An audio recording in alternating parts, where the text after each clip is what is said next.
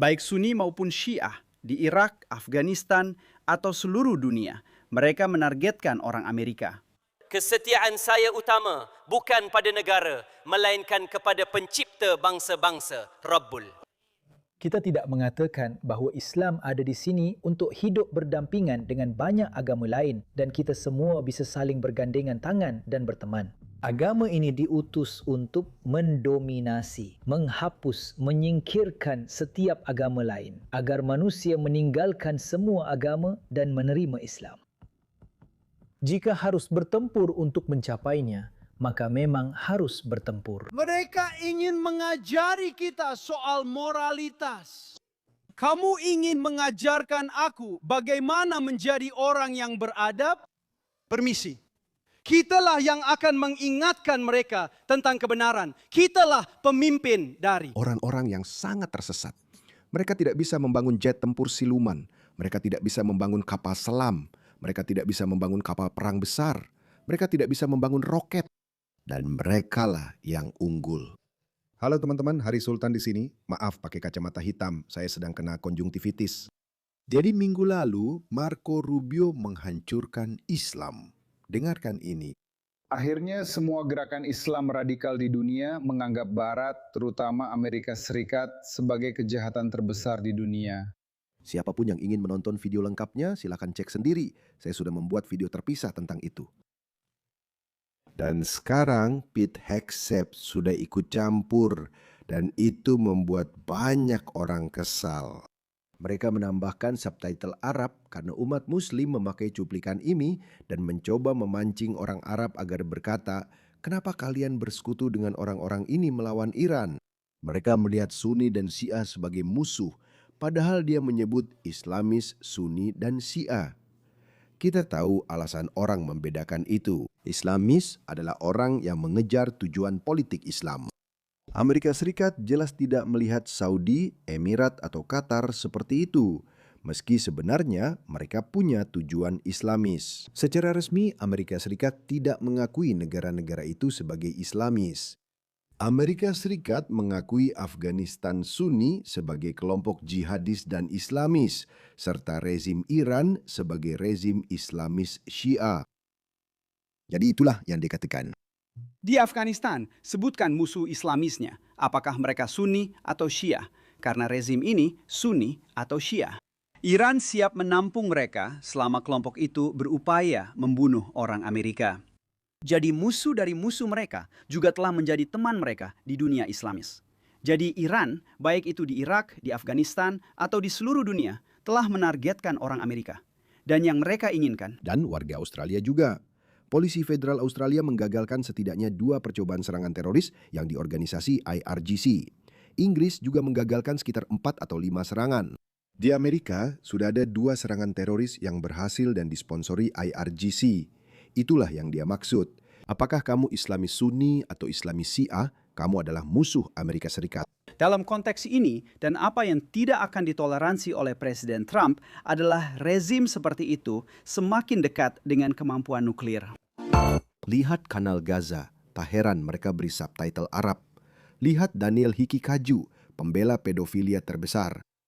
Dia bilang pria bertato kafir itu jelas ingin menghancurkan Islam. Padahal tidak pernah dikatakan. Tapi saya tidak masalah. Kalau itu yang mereka percaya dan cara memancing kemarahan Islamis, silahkan. Saya benar-benar muak dan lelah dengan Islamis yang licik terhadap politisi kita. Saya ingin mereka mendeklarasikan perang pada semua negara barat. Pemimpin lemah seperti Keir Starmer dan Anthony Albanese tidak berlindung di balik hukum internasional dan berkata mereka bukan bagian dari perang Amerika Serikat Israel melawan Islamis. Jika para Islamis menyatakan perang pada semua negara kita, mereka tak akan bisa bersembunyi. Meskipun Daniel Hikikaju tidak jujur, dan saya yakin subtitle ini juga tidak jujur karena tidak menyebutkan Islamis, saya tidak fasih tapi bisa baca Arab. Di sini tertulis Afghanistani. Pete Hegseth membedakan Islamis, sedangkan yang lain tidak. Sekarang dia bilang Islami. Jadi mereka bilang Islami, bukan Islamis. Islami yang berarti Islam. Jadi mereka menggambarkan bahwa Pete Hexa mengatakan bahwa apakah kamu mengikuti Islam Sunni atau Islam Syiah, kamu adalah musuh kami. Begitulah mereka menggambarkannya meski tidak jujur. Tapi saya tidak peduli, bahkan ingin mereka makin marah, itu intinya. Setiap orang yang mengaku Muslim yang bersikap netral dalam perang ini sebenarnya berada di pihak musuh-musuh Islam, bukan di pihak Islamis atau Islam. Dan seharusnya memang dianggap sebagai munafik, artinya seorang munafik. Dalam Al-Quran, tempat bagi seorang munafik di Jahannam, di neraka, bahkan lebih rendah daripada kamu dan saya, orang kafir. Munafik telah disediakan tempat rendah, bagian paling dalam dari neraka, karena Allah tidak menyukai munafik, yaitu orang munafik adalah yang mengaku Muslim, tapi tidak menjalankan prinsip Islam. Ngomong-ngomong, ini kabar baik. Mengapa makin banyak orang di pemerintahan Trump mulai mengkritik Islam? Saya tahu Marco Rubio dibilang Islam radikal, Pete Hegseth bilang Islamis, tapi kita paham maksud mereka. Kedok kesopanan ini tidak akan bertahan lama. Kita menuju titik perubahan. Cepat atau lambat, para pemimpin barat, baik yang berhaluan kiri dan woke maupun yang tidak, harus memutuskan. Kita harus mengambil keputusan. Jika budaya ini ingin hidup di tengah-tengah kita, budaya ini harus berkompromi dalam hal-hal tertentu. Kamu tak bisa menuntut syariah di Inggris, Australia, atau Amerika dan tak bisa memaksakannya pada kami. Kamu tidak bisa memusuhi warga setempat dengan memblokir jalan, mengambil tempat bersejarah, berdoa di tempat umum, dan berteriak Allahu Akbar. Itu tidak akan diizinkan. Kita akan melihat tindakan dari para pemimpin kita nanti. Dan siapapun yang terlalu memanjakan, seperti Anthony Albanese di Australia atau Kiyosami di Inggris, mereka akan tersingkir dari proses pemilihan. Lihat ini adalah Yasin Qadhi. Lihat apa yang dia katakan. Loyalitas saya bukan ke negara, tapi ke pencipta bangsa-bangsa, kepada Rabbul. Rabbul Alamin berarti Tuhan seluruh alam, yaitu Allah. Saya tidak peduli dengan hukummu, saya tidak peduli dengan Amerika. Loyalitas saya bukan kepada Amerika, loyalitas saya kepada Tuhan.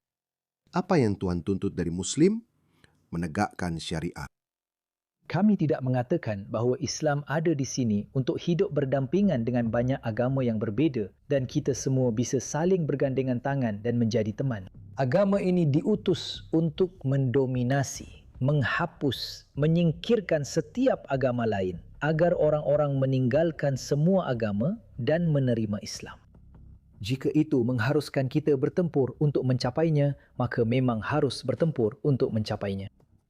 Karena tujuan terbesar disyariatkannya jihad adalah untuk meninggikan kalimat Allah dan merendahkan kalimat orang-orang kafir, meskipun orang-orang kafir membencinya. Tapi kami tidak malu untuk mengatakannya, dan kami tidak merasa itu sesuatu yang perlu kami sungkan untuk mengatakannya. Saya sudah mengatakan dengan sangat tegas, sangat jelas, bahwa loyalitas utama setiap Muslim harus tanpa syarat hanya kepada Sang Pencipta.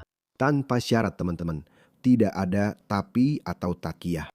Mereka ini masih termasuk Muslim yang cukup baik karena dia bisa saja melakukan takiyah. Dia bisa saja bilang, tidak. Tapi mereka memberitahu kalian. Ini belum seberapa.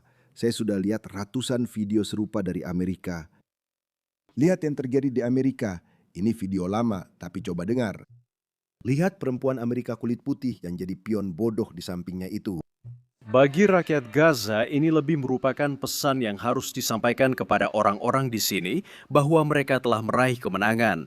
Kita belum melakukan cukup banyak. Dan orang-orang di sini, saya janji, kami memang merasa malu. Kami merasa seperti kami belum berbuat cukup. Kami merasa perubahan harus datang karena perubahan memang harus terjadi. Dan perubahan itu harus datang dalam bentuk ini, kekaisaran Amerika yang sejak awal telah menyakiti rakyat kita, dan kekuatan barat imperialis yang sejak awal telah menyakiti rakyat kita harus runtuh. Dan insya Allah, mereka akan... Amerika harus runtuh. Dia tinggal di Amerika. Lihatlah orang bodoh yang dimanfaatkan ini. Lihat wanita-wanita kulit putih ini. Apa maksud mereka dengan kekaisaran Amerika harus runtuh? Hollywood, musik, kebebasan individu, feminisme, kebebasan mengekspresikan seksualitasmu. Semua hal ini harus runtuh dan budaya mereka harus bertahan. Tatanan dunia mereka harus bertahan, di mana orang-orang LGBTQ dilempar dari atap. Perempuan dipaksa mengenakan kantong sampah. Pezina dirajam hingga tewas. Itu yang harus tercapai Dan wanita ini setuju. Sangat bodoh sekali. Dan pesan saya kepada rakyat Gaza dan orang-orang tertindas di seluruh dunia adalah bahwa ada orang di sini, baik muda maupun tua, yang bersedia berjuang dan bersedia mempertaruhkan nyawa serta segala yang mereka bisa untuk menjatuhkan kekaisaran-kekaisaran ini, karena mereka memang harus runtuh. Mereka fanatik, tak takut mati, dan tak menghargai hidup, teman-teman. Mereka semua adalah sel tidur. Dengan pengakuan mereka sendiri, mereka memberitahu kalian siapa mereka sebenarnya. Pokoknya, lihat ini, momen ini di Virginia. Namanya Imam Ismail Salin di Masjid William Salam di Norfolk. Ini dari tanggal 1 Desember 2024. Dia masih di Amerika dalam situasi seperti ini, masih mendukung hal ini. Saya tidak tahu sejauh mana seperti yang saya katakan, namun itu karena Kristen. Amerika seperti sekarang ini karena kekristenan. Muslim mudah mengaitkannya dengan agama karena Al-Quran tidak mengetahui bahwa 1400 tahun kemudian akan ada Amerika. Jika itu ditulis oleh Tuhan, pencipta alam semesta, dia pasti tahu. Dia seharusnya menyebutkan Amerika, tapi dia tidak melakukannya karena dia memang tidak tahu, karena Muhammad yang menulis buku itu. Dan tentu saja, Muhammad tidak tahu bahwa akan ada negara yang disebut Amerika. Dia bahkan tidak tahu apakah ada negara yang disebut Inggris. Pandangan dunia Islam sempit, sehingga dia membaginya hanya menjadi 3 agama utama. Yudaisme, Kristen, dan musyrikin, para penyembah berhala. Dia tahu orang Hindu penyembah berhala, dan banyak penyembah berhala di sekitar Muhammad. Di Mekah banyak penyembah berhala termasuk suku Quraisy. Mereka bukan Kristen atau Yahudi. Itulah sebabnya penting bagi mereka memecahkannya berdasarkan alasan agama. Dengan cara itu, mereka bisa menggerakkan umat muslim dengan lebih baik melawan Amerika. Itu karena Yudaisme. Yudaisme juga. Di negara-negara barat, Amerika adalah benteng terakhir kekristenan. Oh wow, teman-teman, kalian dengar itu? Karena Eropa sudah hilang. Di Inggris Raya, banyak orang kehilangan agama dan akhirnya menjadi Muslim. Tidak, mereka tidak menjadi Muslim. Mereka selalu berbohong. Lihat, hampir 4 dari 10 orang tidak beragama. Pada 2001, sekitar 72% penduduk Inggris adalah Kristen. Lihat garis ini. Turun, kini hanya 48%. Tapi garis ini tidak naik dengan kecepatan yang sama. Lihat itu, garis ini benar-benar kebalikan dari yang ini. Jadi orang Kristen menjadi tidak religius. Sejak 2001, angka resmi naik dari 1% jadi 6%. Beberapa orang menyebut hingga 7 atau 8%. Itu terutama karena tingkat kelahiran mereka. Dan coba tebak, hal yang sama juga terjadi di Australia. Lihat, ini sangat identik. Setiap pasang surutnya sama. Lihat, 2010-2020, Kristen dan tidak beragama bertemu di sini, tapi tidak jadi Muslim. Yang meninggalkan Kristen menjadi ateis. Dan itulah sebabnya saya bilang kebanyakan orang yang menjadi tidak beragama ini, mereka justru cenderung menjadi sangat woke. Itulah sebabnya saya sebenarnya mendukung pelestarian agama Kristen karena saya telah melihat dampak negatif langsung dari orang-orang yang meninggalkan Kristen, menjadi ateis, dan kemudian akhirnya menjadi woke. Mereka tidak menjadi Muslim. Memang ada gak orang kulit putih masuk Islam. Saya kira jumlahnya ribuan, paling banyak 10.000 orang. Itu tidak terlalu mengkhawatirkan. Banyak mu'alaf kulit putih juga meninggalkan Islam, jadi dia berbohong. Di Amerika, mereka masih menganut agama Kristen. Dalam agama Kristen, Alkitab secara eksplisit menyatakan, Tuhan menjanjikan tanah Kanaan kepada Abraham dan keturunannya. Orang-orang Yahudi dan orang-orang Kristen percaya bahwa Tuhan mengilhami kata-kata ini. Jadi selama mereka mempercayainya, mereka tidak akan pernah benar-benar bisa berpihak pada Palestina. Jadi upaya kita membantu Palestina masih diragukan. Jadi kita bisa menyembuhkan penyakit orang Yahudi yang memiliki kompleks superioritas. Kita bisa menyembuhkan penyakit mereka dan kemudian memberitahu mereka kebenaran yang sebenarnya, kebenaran yang sejati menurut Ellison. Intinya, dia menyatakan bahwa orang Yahudi dan Kristen di Amerika harus dijadikan Muslim. Setelah mereka menjadi Muslim, dan kompleks superioritasnya hilang seperti yang sering saya tunjukkan, Al-Quran menyebut non-muslim seperti ternat. Mereka adalah makhluk terburuk, mereka seperti babi, mereka seperti kambing, mereka seperti domba. Mereka bahkan lebih buruk daripada babi. Di beberapa tempat mereka bahkan meringkik seperti keledai. Alasan mengapa muslim begitu terbuai tentang status mereka adalah karena itu berasal dari Al-Quran. Al-Quran memberitahu mereka bahwa mereka baik dan setiap non-muslim lainnya itu kotor, makhluk terburuk. Lucu dia menuduh Yahudi punya kompleks superioritas. Saya yakin mereka memang begitu. Saya yakin semua budaya begitu. Tapi lucu jika itu dari dia. Satu video lagi, lihat apa yang dikatakan orang ini. Orang ini ada di Michigan. Dia mengutuk non-muslim Amerika dan bersumpah memperbudak mereka di bawah kekuasaan muslim. Astaga, lihat orang ini. Dan mereka ingin menunjukkan moralitas kepada kita. Ini untuk semua kaum woke yang berkata, Bebaskan Palestina. beginilah mereka memandang kalian, bodoh. Menurut kalian mereka setuju dengan gaya hidup LGBTQ kalian? Kalian kira mereka suka perempuan-perempuan kalian mengecat rambut mereka ungu dan memakai cincin hidung aneh itu? Kalian yakin mereka suka? Kalian pikir kaum Kristen konservatif membencinya? Kalian tak tahu arti benci. Mereka ingin menunjukkan moralitas kepada kita. Kau ingin mengajariku bagaimana menjadi orang yang beradab. Permisi, kau yang bodoh dan aku yang berilmu. Menyingkirlah karena harapan terakhir Amerika ada di Islam. Kitalah yang akan mengingatkan mereka tentang kebenaran. Kitalah pemimpin dunia. Orang-orang ini sangat delusi.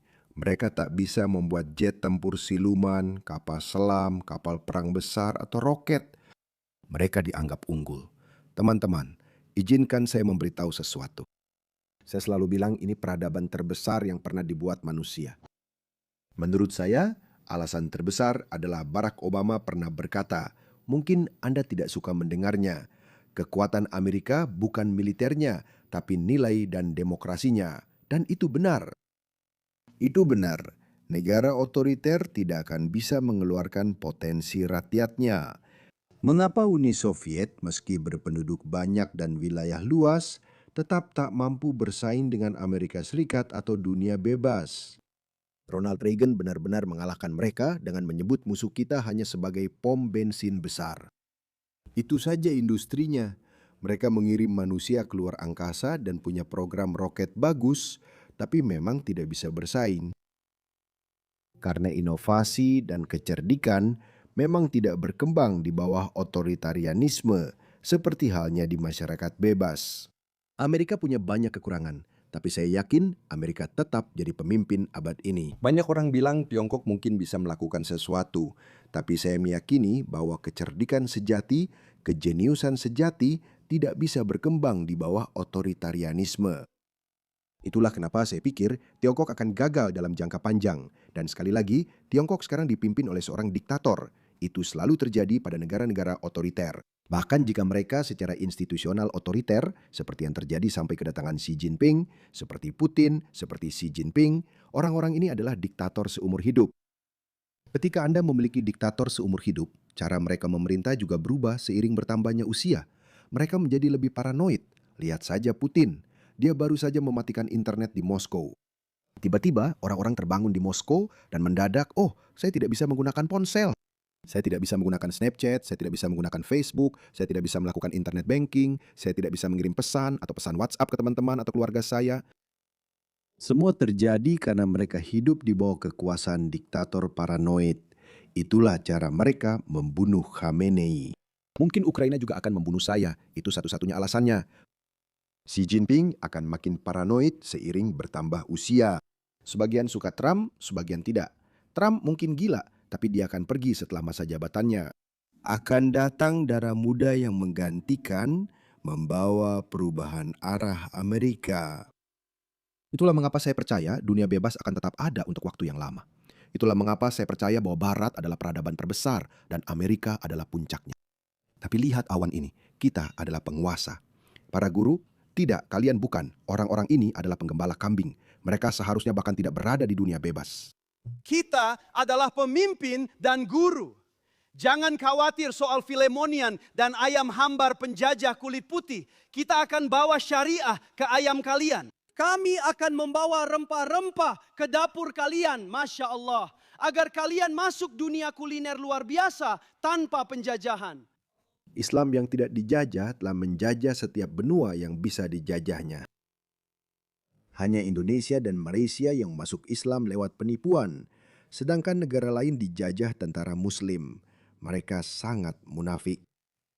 Mereka mengatakan hal-hal seperti ini, dan yang paling parah adalah kaum kiri kita yang bodoh dan woke, mereka termakan oleh itu. Perempuan yang saya tunjukkan tadi yang memakai kafaya di samping pria bermusuhan itu, bodoh. Ini benar-benar kebodohan. Ya Allah, selamatkan orang-orang yang tertindas di seluruh dunia. Ya, maksudnya bebaskan mereka dari Islam. Perhatikan, kamu tidak memanggil orang Afghanistan tertindas. Kenapa? Mereka hidup di bawah syariah. Apakah kaum kiri kita akan menganggap Afghanistan sebagai contoh kemakmuran? Tidak, mereka pasti tidak setuju. Lihat saja mereka ingin menjadi seperti siapa. Mereka ingin dunia seperti Afghanistan. Diam. Atau Allah membinasakan mereka karena tidak sebanding denganmu. Allah sudah tidur setidaknya selama 300 tahun. Umat muslim belum pernah menang selama itu. Ya Allah, kami menjadikanmu pelindung dari mereka dan berlindung kepadamu dari orang-orang sesat. Mereka tak akan menang, teman-teman. Saya ulangi. Saya tidak menyebarkan keputusasaan. Saya hanya memperingatkan kalian dengan keyakinan 100% dari hati saya. Saya yakin mereka tak akan bisa menguasai Britania Raya, apalagi Amerika Serikat. Dan inilah sebabnya saya senang melaporkan bahwa orang-orang seperti Marco Rubio, mereka menyadari hal ini. Oke, ada orang-orang di luar sana. Mereka jauh lebih pintar daripada kamu dan saya. Oke, mereka punya banyak sumber daya yang bisa mereka gunakan. Mereka tahu apa yang sedang terjadi.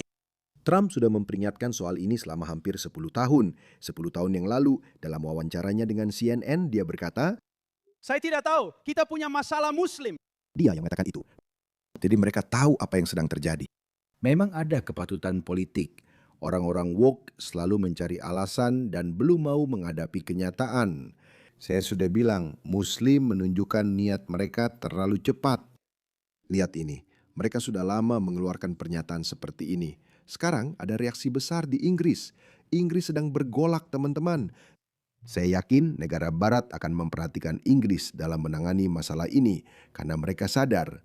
Lihat, ini yang sudah mereka katakan. Jika angka kelahiran naik, Muslim dapat mencapai 10% penduduk Inggris dan 20% penduduk Prancis pada 2050. Walau ada perubahan kebijakan imigrasi, tanpa kedatangan Muslim pun, angka kelahiran bisa membuat kita jadi 10% dan 20% pada 2050. Kita bukan lobi Zionis. Kekuatan kita bukan pada kemampuan kita mempengaruhi para politisi. Kekuatan kita ada pada jumlah kita. Jadi mereka telah mengatakannya secara terbuka. Sekarang lihat ini, cuitan ini cukup sukses. Mereka sudah lama bilang hal seperti ini.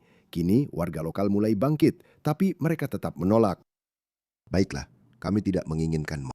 Kamu jelas-jelas memberitahu kami bahwa kamu akan mengubah Britania Raya menjadi kerajaan Islam. Kami tidak mau. Jadi mereka tidak akan berhasil. Namun mereka akan menjadi gangguan dalam prosesnya. Beberapa dari kita akan mati. Saya percaya itu secara pribadi. Beberapa dari kita akan mati, tapi mereka tetap gagal. Saya tahu orang-orang bilang bahwa dalam sejarah itu pernah terjadi. Misalnya Kekaisaran Romawi memang jatuh ke tangan bangsa barbar. Setidaknya Kekaisaran Romawi Barat. Anda bisa berargumen Kekaisaran Romawi Timur, yakni Bizantium, jatuh ke tangan Muslim, yang saat itu merupakan peradaban, bukan bangsa barbar klasik. Saya rasa Amerika tidak akan menjadi Kekaisaran Romawi abad ke-21, setidaknya tidak pada abad ini. Saya tidak berpikir bangsa barbar akan mampu mengambil alih. Dan yang saya maksud dengan bangsa barbar adalah orang-orang yang kurang beradab, orang-orang yang mungkin, entahlah, orang-orang yang tertinggal sekitar 14 abad. Orang-orang ini bahkan tidak ingin meniru Kekaisaran Ottoman, tapi ingin meniru kekhalifahan abad ke-7. Itulah sebabnya mereka tidak bisa menghancurkan Barat. Itu tidak masuk akal, tapi mereka akan mengganggu. Jangan khawatir,